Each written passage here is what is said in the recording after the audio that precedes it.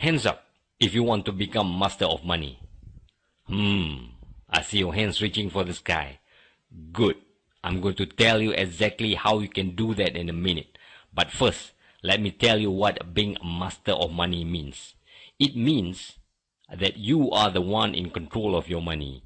You tell the money where to go, what to do, and when to go. You decide the when and the how. In short, you are the one calling all the shots.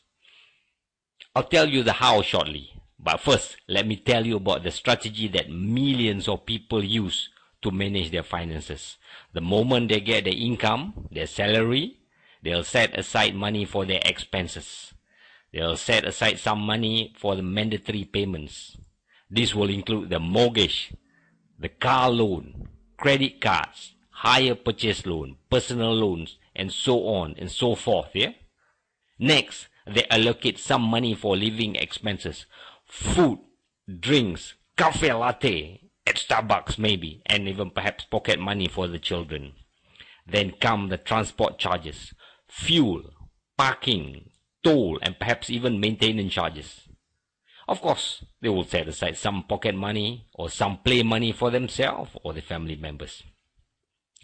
After all that is done, if there's money left over right there, oftentimes there's none. This is what they save. Now, the arrangement and the sequence of payment may vary from the list that I wrote here. There will be plus and minus expenses to the list. For example, some people may set aside money for their parents, while others may donate some money to their favorite charity. So yes, the list may change a little, but what remains the same is the last line over here. They save the money that is left over. If there's a lot of money, then they will be doing a lot of savings. If there's a little bit of money, then the savings will be a little. And of course, there's none, which happens very often, so that means they will not be doing any savings at all.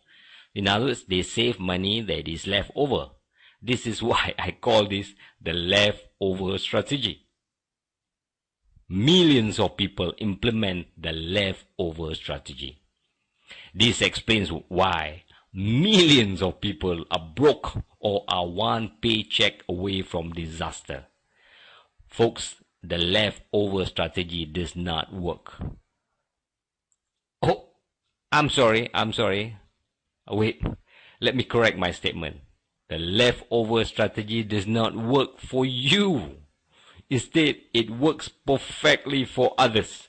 It ensures that others get their money, regardless of what happens to you. It ensures that others get their share, even if you cannot eat, sleep, drink, or even have sex.